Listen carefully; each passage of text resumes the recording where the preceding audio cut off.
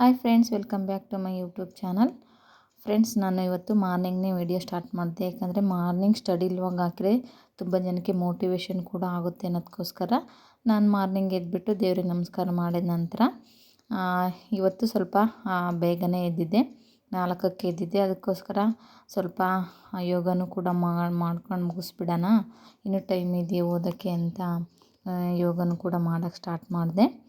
So ಯೋಗ ಮಾಡೋದ್ರಿಂದ ನಮಗೆ ಅಭ್ಯಾಸಕ್ಕೂ ಕೂಡ ತುಂಬ ಅನುಕೂಲ ಆಗುತ್ತೆ.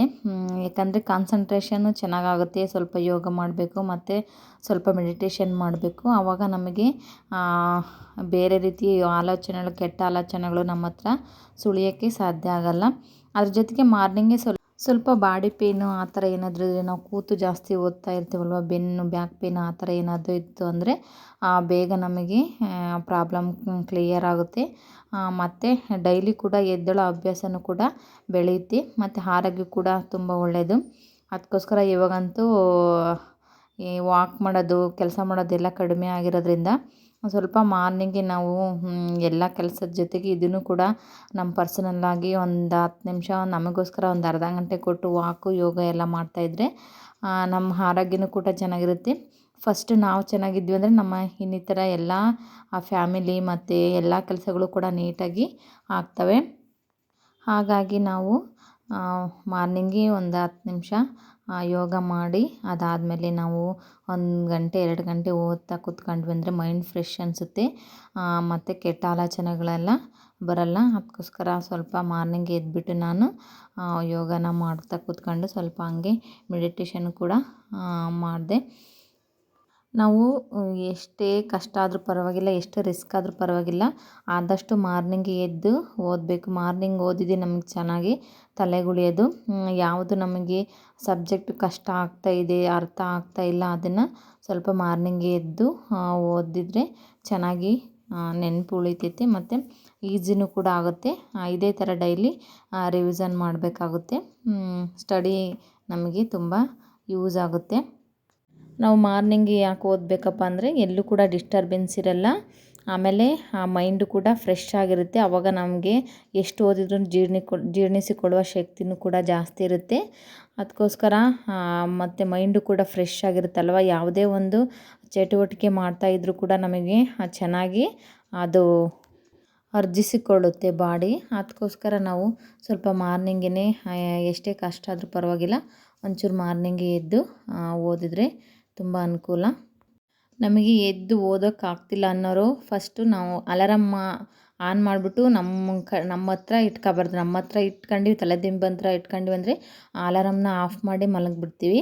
ಅದಕ್ಕೋಸ್ಕರ ಒಂದು ಸ್ವಲ್ಪ ದೂರದಲ್ಲೇ ಅಲಾರಮ್ನ ಇಟ್ಬಿಟ್ಟು ಮಲಗಿದ್ವಿ ಅಂದರೆ ಅದು ಸೌಂಡ್ ಮಾಡ್ತಾ ಇರುತ್ತಲ್ವ, ಅದನ್ನು ಆಫ್ ಮಾಡೋಕ್ಕಾದ್ರೂ ಎದ್ದಿರ್ತೀವಿ. ಆವಾಗ ಮೈಂಡು ಸ್ವಲ್ಪ ಡಿಸ್ಟರ್ಬೆನ್ಸ್ ಅನಿಸುತ್ತೆ, ಮತ್ತೆ ನಿದ್ದೆ ಮಾಡೋಕ್ಕೆ ಅವಕಾಶ ಇರಲ್ಲ. ಆಲ್ರೆಡಿ 4ರಿಂದ 5 ಗಂಟೆ ಆಗಿರುತ್ತೆ, ಮತ್ತು ಆವಾಗ ಗಾಢವಾಗಿ ನಿದ್ದೆ ಬರಲ್ಲ. ಅದಕ್ಕೋಸ್ಕರ ಸ್ವಲ್ಪ ದೂರದಲ್ಲೇ ಅಲಾರಮ್ ಆನ್ ಮಾಡಿ ಇಟ್ಬಿಟ್ಟು ಎದ್ಬಿಟ್ರೆ ಒಂದಿನ ಎದ್ದು ರೂಢಿ ಆದರೆ ಸಾಕು, ಮಾರನೇ ದಿನ ಅಲಾರಮ್ ಇಡೋದೇ ಬೇಡ, ನಾವೇ ಎದ್ದೇಳ್ತೀವಿ. ಅಷ್ಟು ಚೆನ್ನಾಗಿ ಡೈಲಿ ರೊಟೀನ್ ನಮ್ಮದು ಸ್ಟಾರ್ಟ್ ಆಗುತ್ತೆ.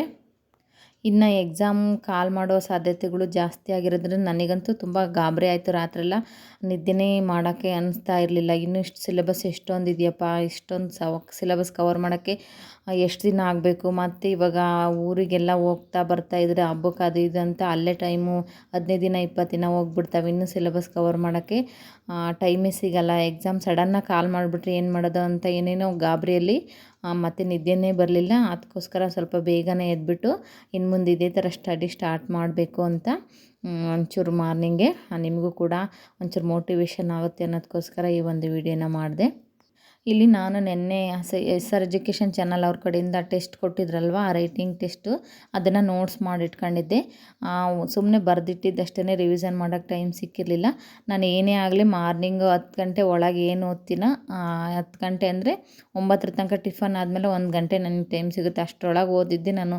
ಮತ್ತು ಮಧ್ಯಾಹ್ನ ನನ್ನ ಮಗಳಿರೋದ್ರಿಂದ ಅಷ್ಟು ಇಂಟ್ರೆಸ್ಟಾಗಿ ಡೀಪಾಗಿ ಓದೋಕ್ಕಾಗಲ್ಲ. ಅದಕ್ಕೋಸ್ಕರ ಸ್ವಲ್ಪ ಮಾರ್ನಿಂಗೇ ನಾನು ಸಂಜೆವರೆಗೂ ಎಷ್ಟು ಓದಬೇಕು ಅಷ್ಟನ್ನು ಅಟ್ಲೀಸ್ಟ್ ಒಂದು 50% ಆದ್ರೂ ನಾನು ಓದಿ ಮುಗಿಸಿರ್ಬೇಕು. ಆವಾಗಲೇ ನನಗೆ ಸಮಾಧಾನ ಆಗೋದು. ಹಂಗಾಗಿ ನೆನ್ನೆನೇ ಟೆಸ್ಟ್ ಕೊಟ್ಟಿದ್ರಲ್ವ, ಬರ್ದು ಹಂಗೆ ಮುಚ್ಚಿಟ್ರೆ ಮತ್ತೆ ನೆನಪಾಗಲ್ಲ ಅನ್ನೋದಕ್ಕೋಸ್ಕರ ಸ್ವಲ್ಪ ರಿವಿಷನ್ ಕೂಡ ಮಾಡ್ಕೊಂಡೆ ಅದನ್ನು. ಮತ್ತು ಇವಾಗ ನನಗೆ ಕ್ವಷನ್ಗಳು ಆನ್ಸರು ಚೆನ್ನಾಗಿ ಅರ್ಥ ಆಗ್ತೈತೆ. ಯಾಕಂದರೆ ಈಗ ಆಲ್ರೆಡಿ ನಾನು ಒಂದು ಕ್ವಷನ್ನ ಒಂದು 4ರಿಂದ 5 ಬಾರಿ ಓದಿದ್ದೀನಿ, 1-2 ಸಲ ಬರೆದಿದ್ದೀನಿ ಅನ್ನೋದ್ರಿಂದ ಪರವಾಗಿಲ್ಲ. ಒಂದು ಟ್ರ್ಯಾಕಿಗೆ ಇವಾಗ ಸಿಲೆಬಸ್ ಬರ್ತಾ ಇದೆ, ಅರ್ಥ ಆಗ್ತೈತೆ. ನಾನೊಂದು ಟ್ರ್ಯಾಕಿಗೆ ಬಂದೀನಿ ಅಂತ ಒಂದು ಸ್ವಲ್ಪ ಖುಷಿ ಆಗ್ತೈತೆ. ಮೊದಲು ತುಂಬ ಭಯ ಪಡ್ತಿದ್ದೆ, ಹೆಂಗಪ್ಪ ಓದೋದು, ನನಗೆ ಓದೋಕ್ಕೆ ಆಗಲ್ಲ, ನೆನಪೇ ಇರಲ್ಲ, ತುಂಬ ಕನ್ಫ್ಯೂಸ್ ಆಗುತ್ತೆ ಅಂತ ಏನೇನೋ ಕೆಟ್ಟದಾಗ ಆಲೋಚನೆ ಮಾಡ್ತಿದ್ದೆ. ಇಷ್ಟೊಂದೆಲ್ಲ ರಿಸ್ಕ್ ತಗೊಂಡು ಓದ್ಬಿಟ್ಟು ನಾನು ಮತ್ತೇನಾದ್ರೂ ಜಾಬ್ ಆಗಲಿಲ್ಲ ಅಂದರೆ ಹೆಂಗೆ ಮಾಡೋದು ಅಂತ. ಬಟ್ ಓದಿದವ್ರಿಗೆ ಎಲ್ರಿಗೂ ಜಾಬ್ ಆಗುತ್ತೆ ಅಂತ ಹೇಳೋಕ್ಕಾಗಲ್ಲ. ಬಟ್ ನಮ್ಮ ಪ್ರಯತ್ನ ಅಂತೂ ನಾವು ಮಾಡಬೇಕು. ಆದಷ್ಟು ನಾವು ಯಶಸ್ವಿ ಆಗೋವರೆಗೂ ಕೂಡ ನಾವು ಓದ್ತಾನೆ ಇರಬೇಕು. ಡಿಸ್ಕಂಟಿನ್ಯೂ ಮಾಡಿಬಿಟ್ರೆ ನಮಗೆ ಮತ್ತೆ ಡಿಮೋಟಿವೇಟ್ ಆಗಿಬಿಟ್ಟು ಯಾವುದೇ ಎಕ್ಸಾಮ್ ಬರೆಯೋಕ್ಕೆ ಇಂಟ್ರೆಸ್ಟೇ ಬರಲ್ಲ. ಹಂಗಾಗಿ ನಾನು ಮತ್ತೆ ಡಿಸ್ಕಂಟಿನ್ಯೂ ಆಗೋದು ಬೇಡ, ಮತ್ತು ರೊಟೀನ ಸ್ಟಾರ್ಟ್ ಮಾಡಬೇಕು ಅಂತ ನೋಟ್ಸ್ನೆಲ್ಲ ಮತ್ತೆ ಬರೆದಿದ್ದೆಲ್ಲ ಮತ್ತೆ ರಿವಿಷನ್ ಮಾಡ್ಕೊಳ್ಳೋದು. ಮೊದಲೆಲ್ಲ ನೋಟ್ಸ್ ಮಾಡ್ಕೊಂಡಿದ್ನಲ್ಲ ಅದನ್ನು ಕೂಡ ಡೈಲಿ ಹಂಗೆ ರಿವಿಷನ್ ಮಾಡ್ತಾಯಿದ್ದೀನಿ. ಅದ್ರ ಜೊತೆಗೆ ಸಿಲೆಬಸ್ಸು 6 to 10 ಬುಕ್ಸ್ನೂ ಕೂಡ ಓದ್ತಾ ಇದ್ದೀನಿ. ಇನ್ನು ಸೋಷಿಯಲ್ ಸಿಲೆಬಸ್ ಎಲ್ಲ ಕವರ್ ಮಾಡಿದಾದಮೇಲೆ ಮತ್ತೆ ನಾನು ಸೈಕಾಲಜಿನೂ ಕೂಡ ಸದ್ಯದಲ್ಲೇ ರಿಪೀಟ್ ಮಾಡ್ಕೋಬೇಕು. ಮತ್ತು ಅದೆರಡು ಸ್ವಲ್ಪ ಒಂದು 50%, ಯಾಕಂದರೆ ಸೈಕಾಲಜಿ ಕೂಡ ತುಂಬ ಇಂಪಾರ್ಟೆಂಟ್. ಅದರಲ್ಲಿ 50% ಮಲ್ಟಿಪಲ್ ಚಾಯ್ಸ್ ಕ್ವಶನ್ ಬರೋದ್ರಿಂದ ಅದರಲ್ಲೂ ಕೂಡ ಸ್ಕೋರ್ ಆಗಬೇಕಾಗುತ್ತೆ. ಆಲ್ರೆಡಿ ನಿನ್ನೆ ಎಲ್ಲ ನೀವು ನೋಡಿರೋ ಹಾಗೆ ಮತ್ತು ಕಾಲ್ ಮಾಡೋಕ್ಕೆ ಸರ್ಕಾರ ಎಲ್ಲ ನಿರ್ಧಾರ ಮಾಡಿದೆ. ಇಲ್ಲ ಅಂದರೆ ಮತ್ತೆ ಸ್ಟ್ರೈಕ್ ಮಾಡೋ ಸಾಧ್ಯತೆ ಜಾಸ್ತಿ ಇರೋದ್ರಿಂದ ಸ್ವಲ್ಪ ಒಂದು ಹಂತಕ್ಕೆ ಬಂದು ನಿಂತಿದೆ. ಮತ್ತು ಅವರು ಮಾಡ್ತಾರೆ. ಬಜೆಟ್ ಆದ ನಂತರ ಸರ್ಕಾರ ಇವಾಗ ಕಾಲ್ ಮಾಡೋಕ್ಕೆ 1 ತಿಂಗಳು ಗಡುವು ತಗೊಂಡಿದೆ ಅಂತ ಹೇಳ್ತಾಯಿದ್ರು. ಹಂಗಾಗಿ ಸಡನ್ನಾಗಿ ಕಾಲ್ ಮಾಡಿಬಿಟ್ರೆ ಮತ್ತೆ ನಾವು ಸಿಲೆಬಸ್ ಕವರ್ ಮಾಡಿರಲ್ಲ. ಅದಕ್ಕೋಸ್ಕರ ಎಲ್ಲರೂ ಕೂಡ ಚೆನ್ನಾಗಿ ಓದ್ಕೊಳ್ಳಿ, ಯಾರು ಕಾಲ್ ಮಾಡಲ್ಲ ಅಂತ ನೆಗ್ಲೆಕ್ಟ್ ಮಾಡಬೇಡಿ. ಸೋಷಿಯಲ್ ಸೈನ್ಸ್ ಪೇಪರ್ ಜೊತೆಗೆ GK ಪೇಪರೂ ಕೂಡ ಮಾಡಿ. ಮತ್ತು ಯಾರೆಲ್ಲ PSTRಗೂ ಕೂಡ ಅಭ್ಯಾಸ ಮಾಡ್ತಾಯಿದ್ದಾರೋ ಅವ್ರಿಗೂ ಕೂಡ ಕಾಲ್ ಮಾಡ್ತಾರೆ. PSTRಗೂ ಕೂಡ ಅವರು ಕೂಡ ಚೆನ್ನಾಗಿ ಓದ್ಕೊಳ್ಳಿ. ಸೊ ಫ್ರೆಂಡ್ಸ್, ನಾನು ಈ ರೀತಿಯಾಗಿ ಮಾರ್ನಿಂಗ್ ರೋಟೀನ್ನ ನಿಮ್ಮ ಹತ್ರ ಶೇರ್ ಮಾಡ್ಕೊಂಡೆ. ಹಾಗೆ ನಾನು ಸ್ವಲ್ಪ ಡಯಟ್ಗೋಸ್ಕರ ಮತ್ತು ಈಗ ಬಿಸಿಲು ಜಾಸ್ತಿ ಇರೋದ್ರಿಂದ ಸ್ವಲ್ಪ ರಾಗಿ ಗಂಜಿ ಮಾಡಿಬಿಟ್ಟು ನೈಟೇ ಮಾಡಿಟ್ಟಿರ್ತೀನಿ. ಮತ್ತು ಬಾಡಿಗೂ ಕೂಡ ತಂಪಾಗಿರುತ್ತೆ ಅನ್ನೋದಕ್ಕೋಸ್ಕರ ರಾತ್ರಿಯೇ ಮಾಡಿಟ್ಟು ಮಾರ್ನಿಂಗ್ ಅದಕ್ಕೆ ಸ್ವಲ್ಪ ಮಜ್ಜಿಗೆ ಮಾಡಿಬಿಟ್ಟು ಹಾಕಿ ಅದರ ಜೊತೆಗೆ ಸ್ವಲ್ಪ ಕಲ್ಸಕ್ಕರೆನ ಪುಡಿ ಮಾಡಿ ಇಟ್ಕೊಂಡಿರ್ತೀನಿ. ಅದನ್ನು ಒಂದು 2 ಸ್ಪೂನ್ ಕಲ್ಸಕ್ಕರೆ ಹಾಕ್ಕೊಬಿಟ್ಟು ಅದನ್ನು ಫಸ್ಟು ಟೀ ಏನು ಕುಡಿಯೋಲ್ಲ ನಾನು, ಬಿಸಿಲು ಜಾಸ್ತಿ ಇರೋದ್ರಿಂದ. ಮಾರ್ನಿಂಗ್ಗೆ ಇದೊಂದು ಲೋಟ ಕುಡಿದ್ಬಿಟ್ಟು ಅದಾದಮೇಲೆ ನಾನು ಟಿಫನ್ ಮಾಡೋಕ್ಕೆ ರೆಡಿ ಮಾಡ್ಕೊತೀನಿ. ಓಕೆ, ಇಷ್ಟು ಇವತ್ತಿನ ವಿಡಿಯೋ ಆಗಿತ್ತು.